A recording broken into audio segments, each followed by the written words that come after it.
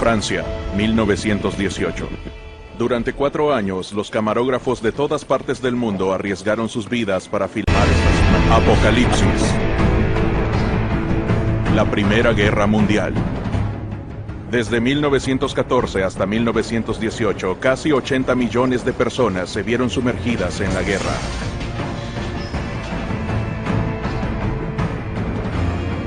$10 millones de soldados murieron, cegados por las balas, destrozados por las bombas, incinerados, famélicos, devorados por las ratas y los piojos. Sucumben ante las epidemias que prosperan en la miseria. 20 millones más resultaron heridos. ¿Qué locura se apoderó de los austriacos, los serbios, los rusos, los alemanes, los franceses con sus colonias, los británicos con su imperio, los italianos, los japoneses, los turcos y los estadounidenses? En 1914, ¿quiénes son los hombres de este período tan despreocupados y sin embargo tan cerca de la guerra? Muchos de ellos son campesinos, apegados a sus tierras, sus tradiciones y sus religiones. Se sienten seguros. Pasó casi medio siglo desde el último gran conflicto europeo. Los adinerados disfrutan del verano hermoso de 1914.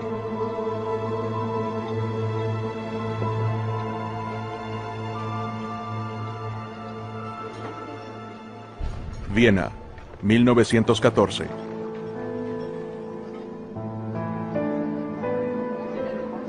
El gran escritor Stefan Zweig recuerda la capital del Imperio Austrohúngaro. Los teatros, bibliotecas y museos nuevos surgían por todos lados. Había progreso por doquier. ¿Qué podría interrumpir este ascenso veloz, refrenar el impulso, que constantemente ganaba fuerzas con su propio vuelo? Reina un espíritu despreocupado y maravilloso en todo el mundo. Europa jamás fue más fuerte, más rica, más hermosa, ni tuvo mayor confianza en un futuro aún mejor.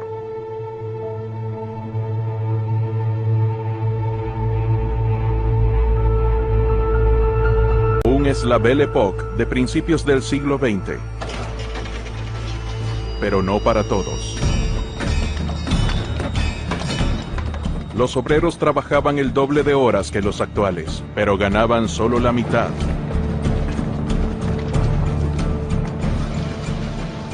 Las mujeres ganaban apenas la mitad de estos sueldos de esclavos. En teoría, los niños menores de 12 años no trabajaban en las minas. En Francia, Jean Jaurès es el gran líder de la clase obrera. Está preocupado.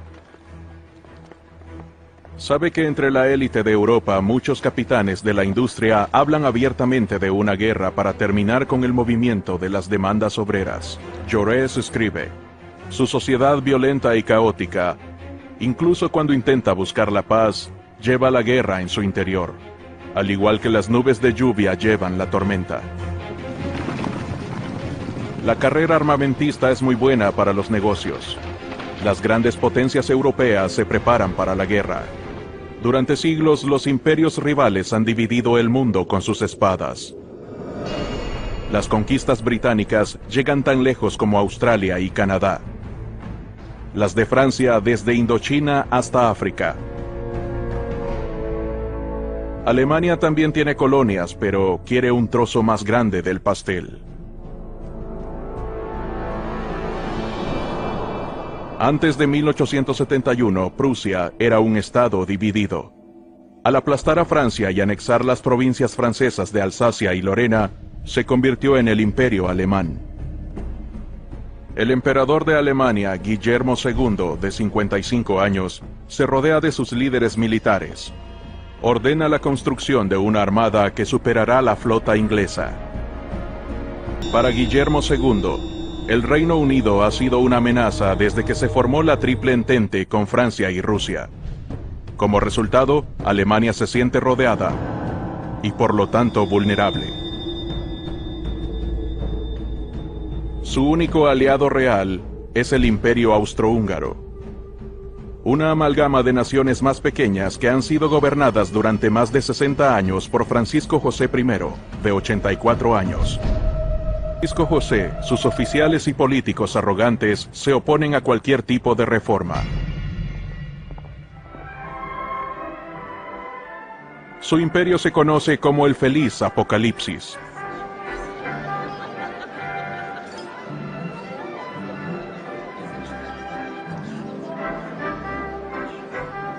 Los valses y las festividades continúan sin descanso, como en la boda de Zita, la princesa hermosa con Karl, el sobrino nieto del emperador.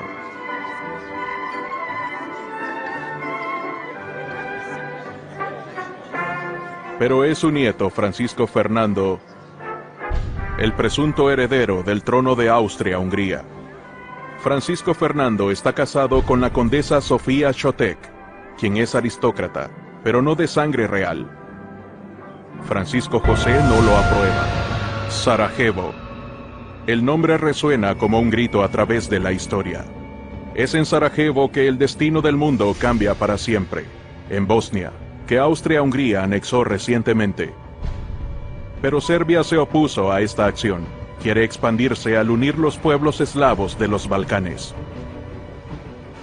28 de junio de 1914, Sarajevo.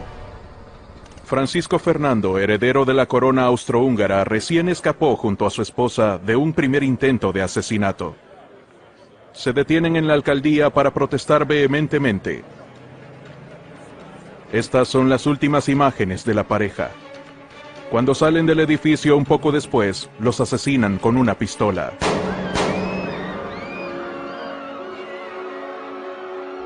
El asesino, Gavrilo Princip, es un bosnio nacionalista de 19 años. Fueron los serbios quienes le proveyeron la pistola.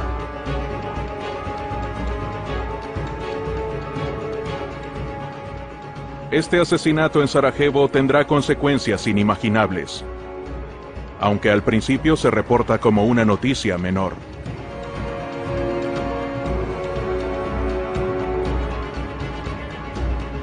Cuando en la lejana Serbia asesinaron a un archiduque, pareció un incidente tan remoto. En esos países siempre había asesinatos. Los británicos prestaban poca atención al agujero negro de Europa, conocido como el polvorín de los Balcanes. 2 guerras balcánicas habían dejado 200.000 muertos. El monarca inglés Jorge V, de 49 años, también es rey de Irlanda y emperador de la India. Su reino es enorme, pero sus poderes son limitados. El 8 de junio de 1914 escribe: el asesinato en Sarajevo es otro suceso impactante para el viejo emperador de Austria.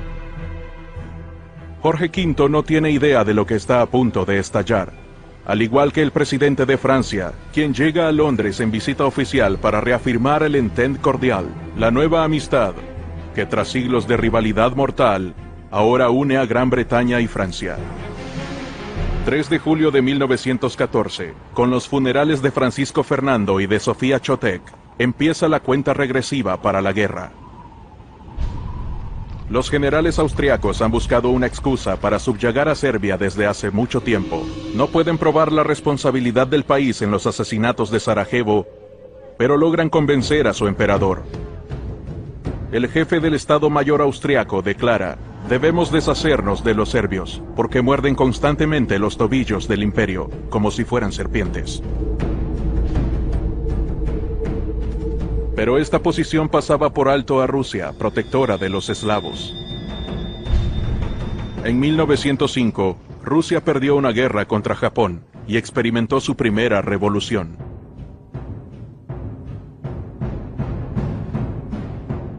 Desde entonces, la economía del país mejoró, a pesar de la carga de los altos gastos militares.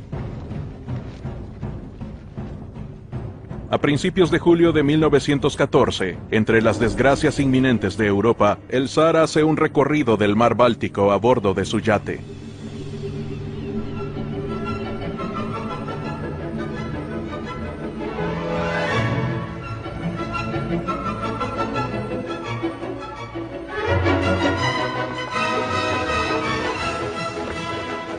A pesar de estas imágenes de alegría despreocupada, el zar tiene una sensación profunda de inseguridad.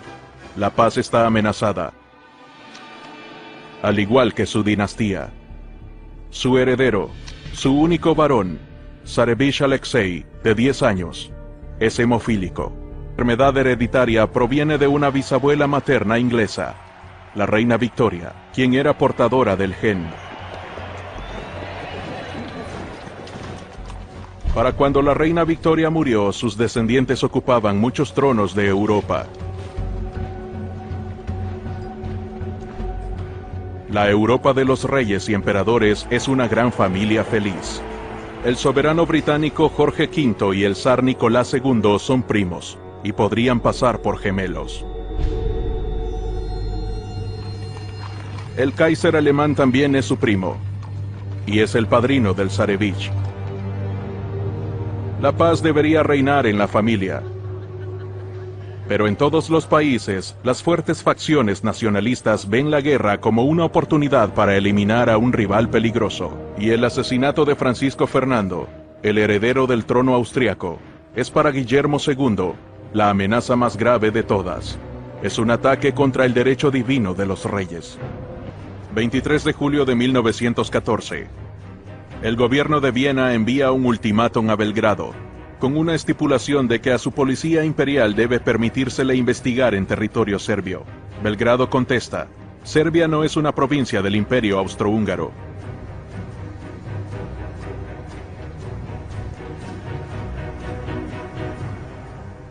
El ultimátum de Austria a Serbia significa la guerra para todo el mundo. Austria-Hungría le declara la guerra a Serbia.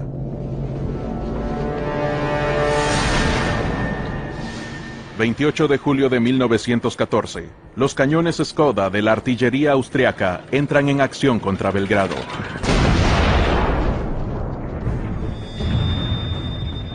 Y Rusia, dada su alianza con Serbia, envía tropas a la frontera austrohúngara.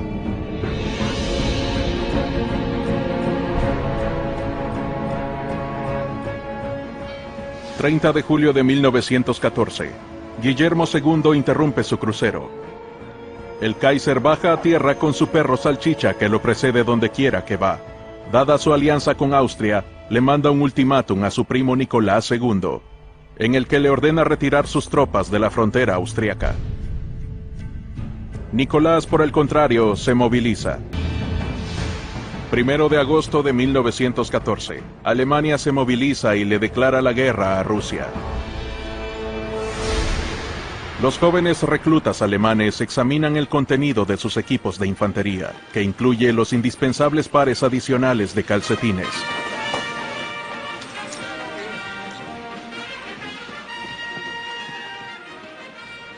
Apenas superaron la niñez, y se les entregan bayonetas afiladas y un símbolo del ejército alemán, los extraños cascos con pinchos, supuestos a bloquear los golpes de sable. 1 de agosto de 1914. Leal, el mercado de alimentos legendario, corazón de la capital francesa, amanece de luto. ¡Asesinaron a Jaurès! ¡Asesinaron a Jaurès! ¡Asesinaron a Jaurès! No lejos de ahí, un ultranacionalista simpatizante de la guerra recién asesinó a Jaurès. Jaurès, el vocero principal del pacifismo, intentó convencer a los obreros alemanes para que se rehusaran a luchar. Predijo: en una época en la que estamos amenazados por la muerte y la masacre, solo hay una esperanza para salvar la paz, y eso es que los proletarios cierren filas. Los obreros de Francia, Inglaterra, Alemania, Rusia, imploremos a estos millones de hombres para que se unan para disipar esta pesadilla espantosa. 1 de agosto de 1914. La orden para la movilización general se publica a lo largo de toda Francia. Mujeres lloran.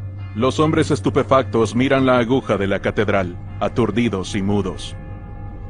Es la guerra. El 3 de agosto de 1914, París se entera de que Alemania le declaró la guerra a Francia.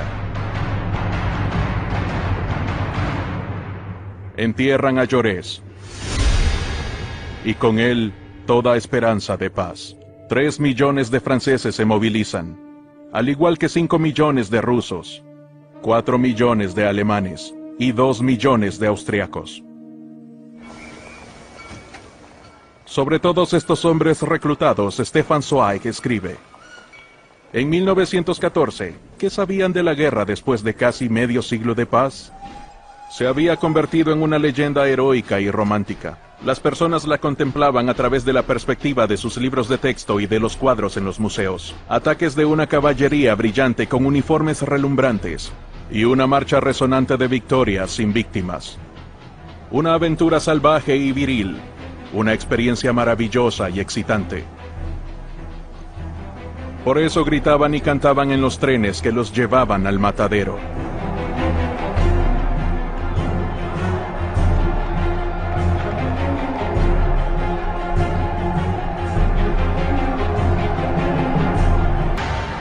...3 de agosto de 1914. Los alemanes atacan. Esperan una victoria rápida y una guerra breve.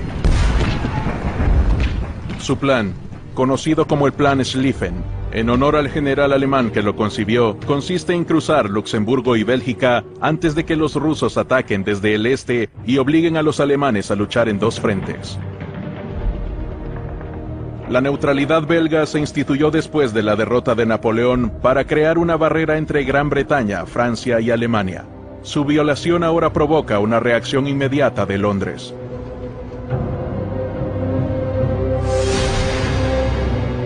Inglaterra declara la guerra a Alemania.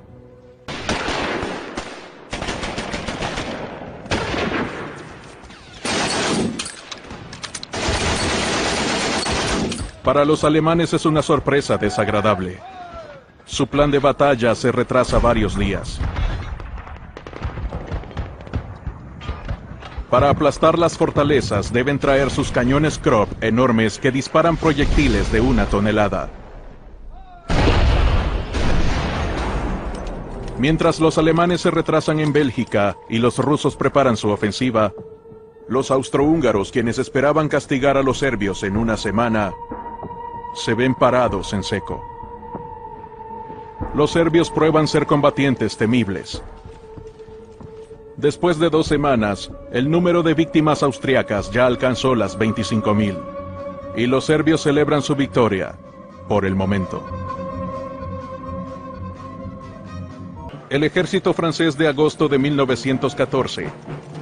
La infantería está conformada principalmente de batallones grandes, como en la época de Napoleón, con uniformes no adecuados para la guerra moderna, con pantalones rojos llamativos y sin cascos. Se sofocan bajo abrigos gruesos de lana en el calor abrasador de agosto. Deben acarrear una mochila pesada y el famoso rifle Lebel, que pesa casi 5 kilos. Pero el Lebel, al igual que el Mauser alemán y el Lee Enfield británico, tiene una potencia de disparo jamás vista antes. Estos rifles de repetición, con un rango de más de 365 metros, vuelven arcaicas y criminales las cargas con bayonetas a corto rango. Pero estas tácticas obsoletas, enseñadas en las academias militares, continúan, y terminan costando cientos de miles de vidas humanas. 20 de agosto de 1914. El general von Moltke captura Bruselas.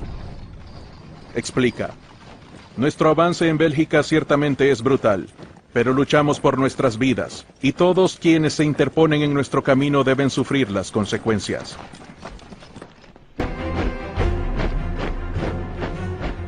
Pero los alemanes están confiados. Recién obtuvieron victorias en Mons y Charleroi. Tan solo el 22 de agosto asesinaron a 27.000 soldados franceses. Es el día más mortal en toda la historia militar francesa. Los generales ejecutan su plan estratégico y abren un frente nuevo que alivia la presión sobre sus aliados franceses. La aplanadora rusa, como se le llama, está formada por 2 ejércitos imperiales con un total de 400.000 hombres y amenaza a Berlín. Los soldados rusos, oprimidos por el zarismo y la religión, cantan para despedirse de su país.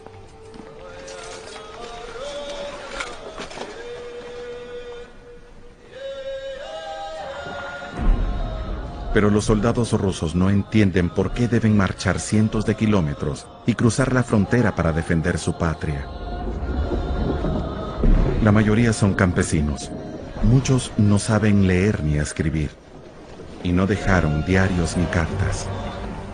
En el momento en que está a punto de iniciar una batalla, de la que depende el destino de Francia, una tropa que no puede avanzar debe conservar el terreno conquistado a toda costa y preferir morir allí antes de retirarse. Ninguna debilidad debe tolerarse.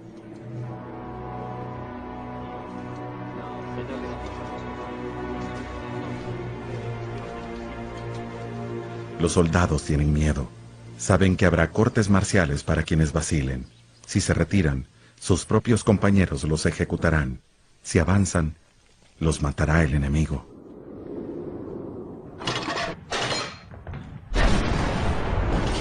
Las unidades de artillería francesas prueban ser extremadamente efectivas, gracias al cañón de 75 milímetros que puede disparar 20 rondas por minuto.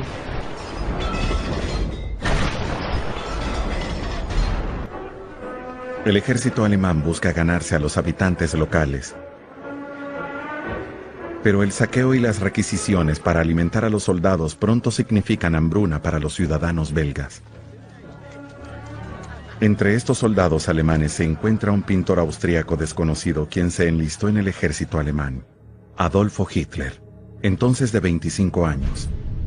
Quedará marcado por el infierno que experimentó en Flandes.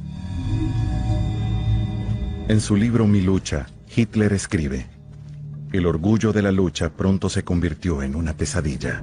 Durante 4 años, los británicos rehúsan abandonar el área alrededor del pueblo belga de Ypres. Este pequeño trozo de Bélgica debe permanecer en manos aliadas. Ese es el deseo del rey belga Alberto I, a quien el rey Jorge V visita en señal de apoyo.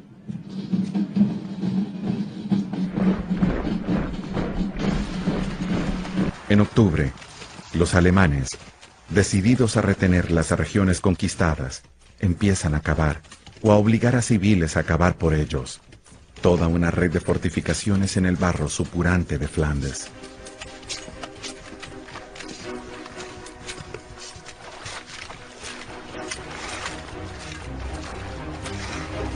La tierra pesada está empapada debido a que los belgas deliberadamente abrieron sus diques para inundar la región.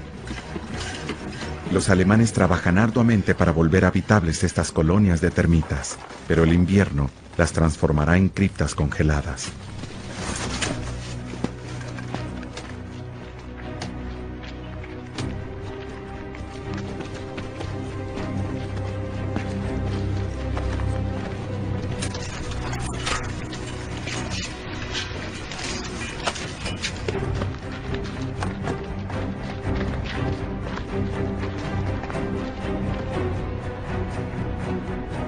Al otro lado del alambre de púas, los británicos también cavan. Se preparan para sostener el frente en Flandes, que ahora está en un punto muerto. La guerra de movimiento se ve reemplazada por una guerra de posición. Más al sur, los franceses se conforman con trincheras más o menos interconectadas.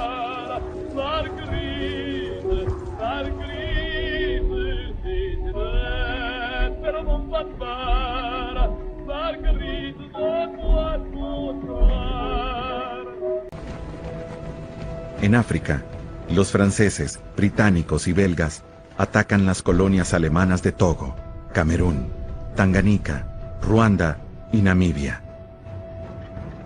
Su objetivo, expandir sus imperios coloniales y obtener las materias primas necesarias para la industria bélica. El uniforme gallardo de soldado y la buena paga atraen a muchos africanos. Estas tropas lucharán con lealtad y valor en las condiciones espantosas que enfrentan todos los combatientes. En Asia, para honrar su tratado de alianza con Gran Bretaña, Japón luchó contra Alemania desde el inicio.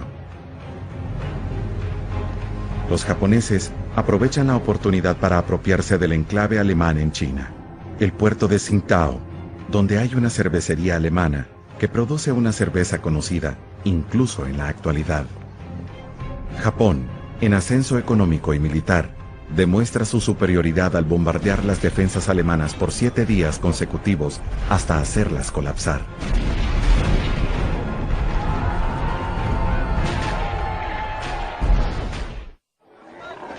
Mientras que en Europa la lucha se estanca, en el Medio Oriente el conflicto se propaga.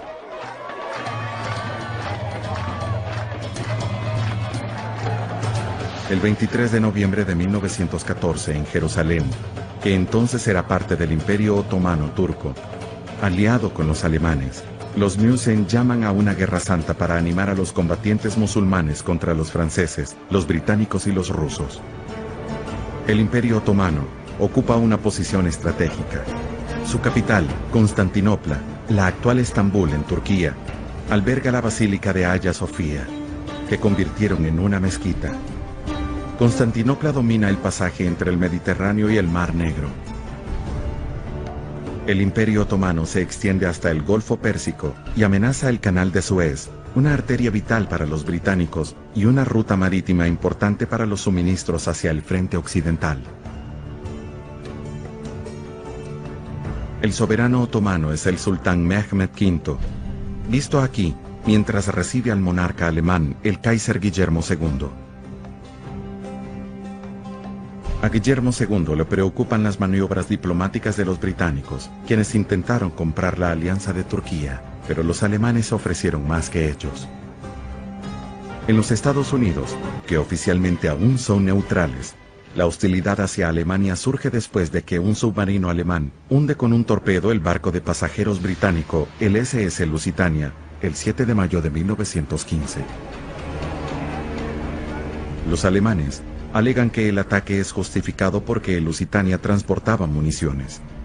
Las pruebas de esto emergen solo años después. 1915. Nadie quien no haya estado en el frente tiene idea de lo que viven los soldados.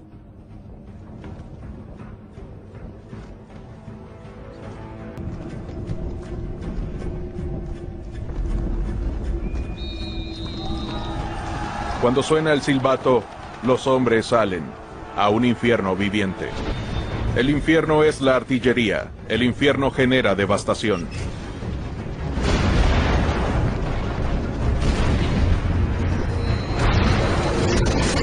Lo más terrorífico es la metralla, proyectiles rellenos con bolas de plomo y pólvora que estallan en el aire. Septiembre de 1915. Al este, los turcos, los austriacos y los alemanes combaten a los rusos. En el sur, los austrohúngaros mantienen a raya a los italianos. En el oeste, los alemanes se enfrentan a los belgas, los franceses y los británicos a lo largo de una línea de trincheras que se extiende por casi 644 kilómetros. Para sostener sus posiciones, las tropas aliadas necesitan mejor protección. Así que en septiembre de 1915, las fábricas francesas, ahora con mujeres como personal, se transforman para trabajar insumos de guerra con una orden urgente de cascos.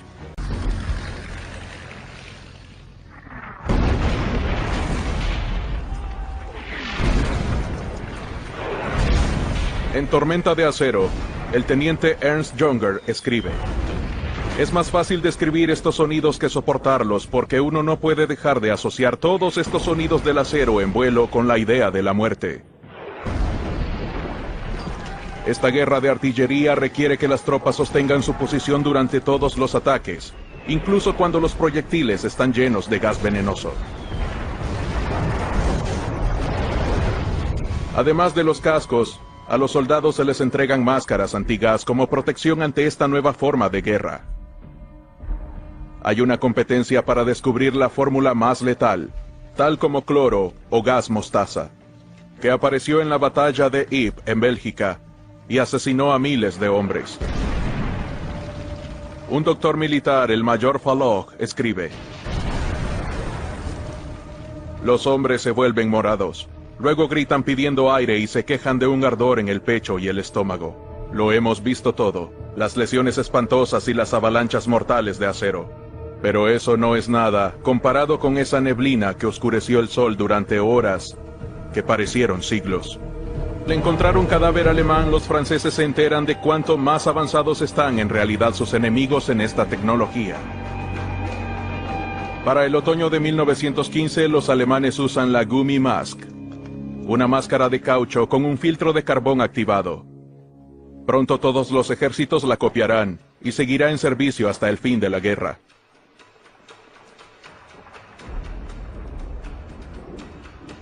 Los combatientes de todas las partes ahora viven con el terror constante ante el gas venenoso, obsesionados con el olor.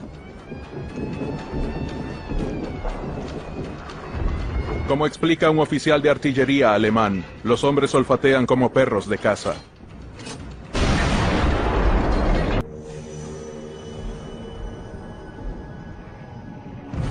El ingenio humano no conoce límites cuando se trata de asesinar. Cualquier cosa puede usarse para lanzarle explosivos al enemigo en la trinchera opuesta. Rifles lanzagranadas, torpedos voladores. Incluso se usan ballestas medievales.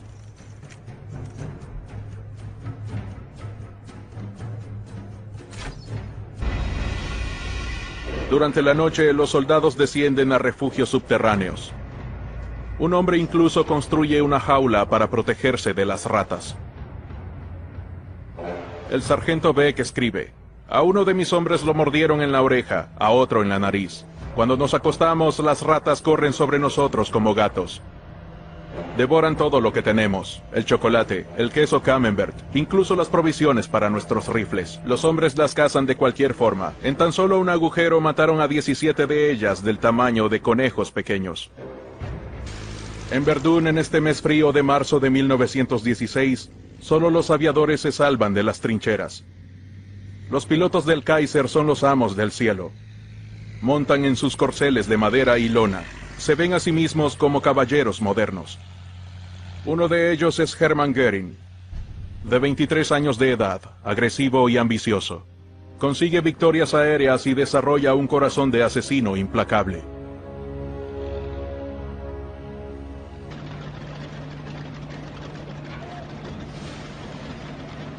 En septiembre, en el Somme, los británicos develan un arma nueva capaz de atravesar el alambre de púas y de abrir paso para la infantería. Para engañar a los espías enemigos se refieren a estos vehículos de asalto blindados como tanques.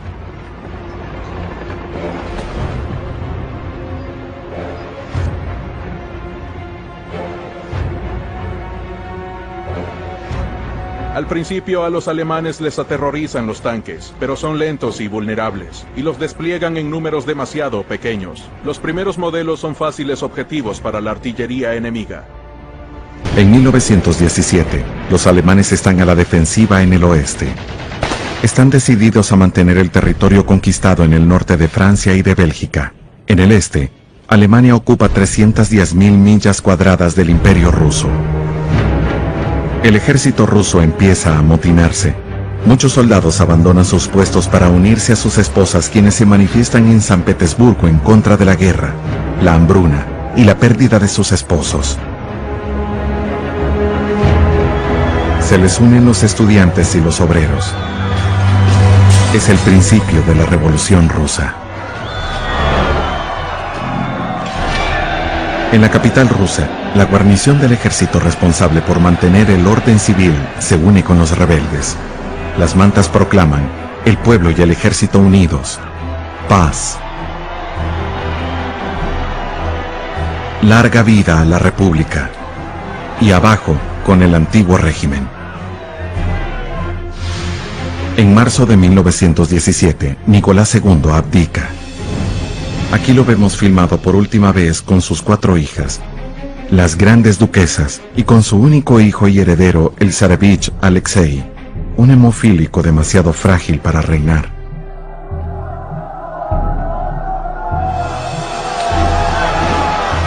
Pero la agitación alcanza tal nivel que el Soviet, el Consejo Revolucionario de la capital, exige el fin de la dinastía Romanov, que hundió a Rusia en la guerra.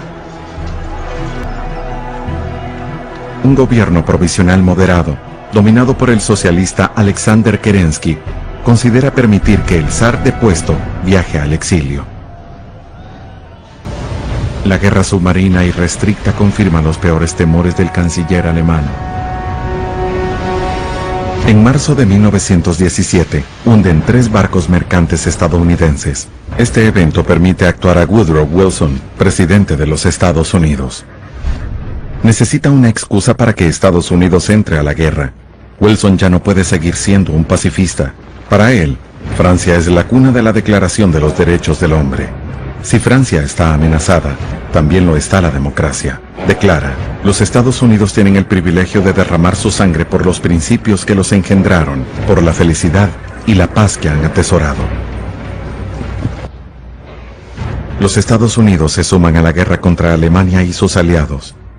Unen sus fuerzas con el Imperio Británico, Francia y sus colonias, Rusia, Italia, Bélgica, Serbia, Grecia, Portugal y Japón. El conflicto ahora es verdaderamente una guerra mundial. El general Ludendorff, aún al mando en Alemania, facilita el regreso a San Petersburgo del agitador político Vladimir Ilich Ulyanov, también conocido como Lenin.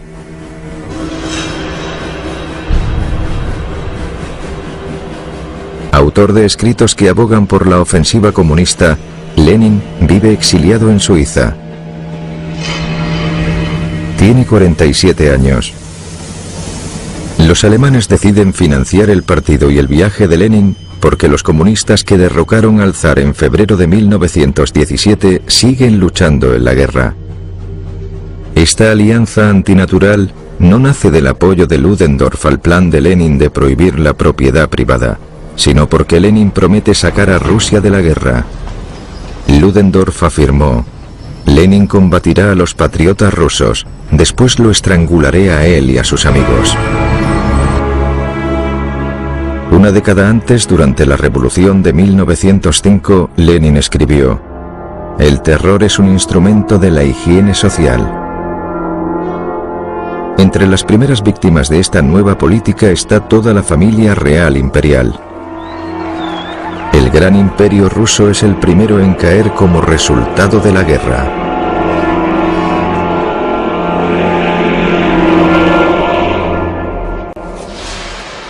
El 15 de diciembre de 1917.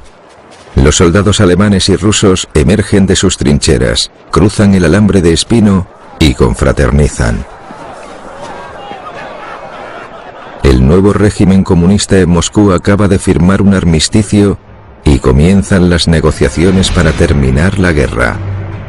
Lenin declaró: debemos alcanzar un compromiso con los bandidos imperialistas. Comienzan las negociaciones de paz en Brest-Litovsk. El 22 de diciembre de 1917, los alemanes reciben a los comunistas, que no albergan mucha esperanza sobre las concesiones territoriales que se verán obligados a hacer.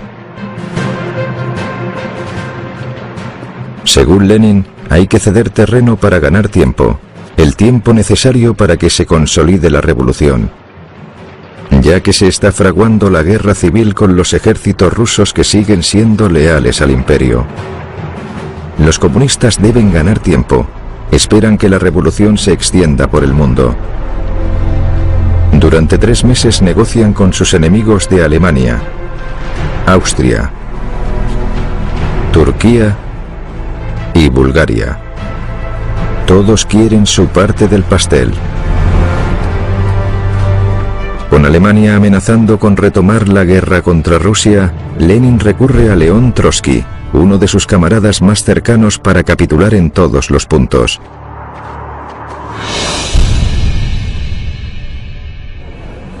El Tratado de Paz se firma el 3 de marzo de 1918. Rusia pierde más de 700.000 kilómetros cuadrados de su territorio, desde los Balcanes a Polonia, que recupera su independencia, y Ucrania, que no tardará en emprender la guerra contra los bolcheviques. Ludendorff ha triunfado. Ya puede enviar parte de su ejército al frente occidental. Para Guillermo II, Hindenburg y Ludendorff, el juego ha cambiado. El general Ludendorff sabe que ya no cuenta con superioridad numérica. Es todo o nada. Lanza sus últimas divisiones, 600.000 hombres a cada lado de Reims, hacia París. 8 de agosto de 1918. Los tanques aliados derrotan a los enemigos cerca de París. El ejército alemán, prácticamente sin tanques y tropas de reserva, se colapsa por completo.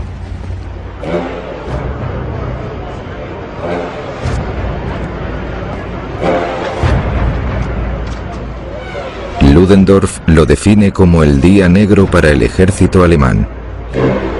Su ofensiva para la paz ha fracasado.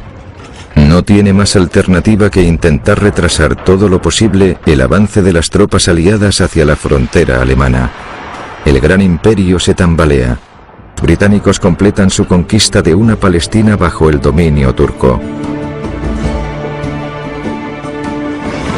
El 30 de septiembre de 1918, los soldados de Arabia entran en Damasco, liderados por el emir Faisal, el hijo de Hussein, príncipe de la Meca. Sin embargo, los británicos no cumplieron su promesa y se repartieron con los franceses el imperio otomano que habían prometido a Faisal. Siria y el Líbano pasan a Francia, y los ingleses crearon un nuevo país, Irak.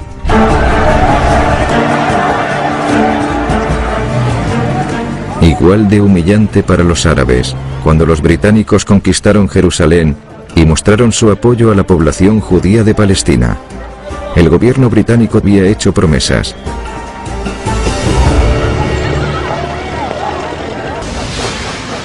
...11 de noviembre de 1918... El tren especial del mariscal Foch entra en la estación de Compiègne, al norte de París. En su vagón, escondido de las cámaras, los enviados del gobierno alemán provisional firman el armisticio. Alemania acepta la derrota y pide el fin de las hostilidades. En el frente se prepara el alto el fuego para las 11 de la mañana. La 11ª hora, del 11º día, del 11º mes.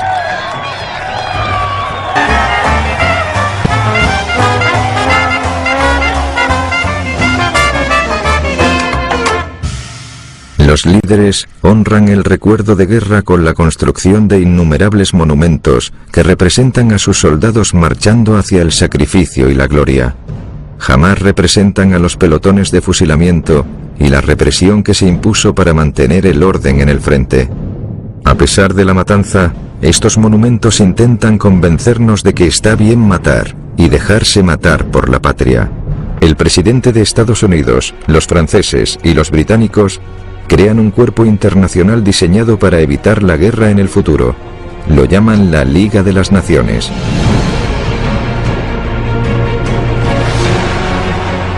El 28 de junio de 1919 en el Palacio de Versalles, 5 años después del asesinato de Sarajevo, delegados de todas las naciones que participaron en la guerra con Alemania se sientan juntos. Tras largas negociaciones están listos para firmar el Tratado de Paz. Para la firma se ha elegido la famosa Sala de los Espejos. Allí fue donde Guillermo I fue coronado emperador de Alemania tras derrotar a Francia en 1871. En este lugar tan simbólico, los representantes alemanes deberán firmar el Tratado de Versalles, impuesto por los ganadores. Más tarde Hitler lo llamará el Diktat. Los aliados dividen a Alemania en colonias e imponen duras sanciones de guerra.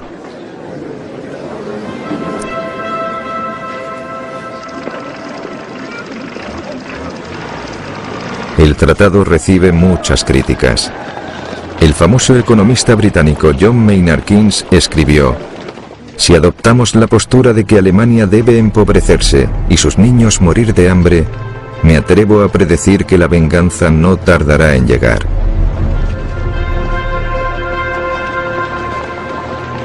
Sin embargo, para Clemenceau, lo que más importa es haber recuperado Alsacia-Lorena a Francia con las ricas minas de carbón del Valle del Saar. El imperio austrohúngaro desaparece, algunas zonas se asignan a Italia, otras se convierten en nuevos países entre 1919 y 1922. Alemania queda dividida en dos por el corredor polaco, creado para dar a Polonia acceso al mar. Rusia queda excluida del tratado. Tras una sangrienta guerra civil se convertirá en la Unión Soviética, la URSS. Pierre Ferrari, ahora con 18 años, vestido con el uniforme de su padre, representa el papel de un soldado. Se niega a darle la mano a su hermano que representa a un alemán. Toda una generación de niños alemanes crece en la humillación y sueña con venganza.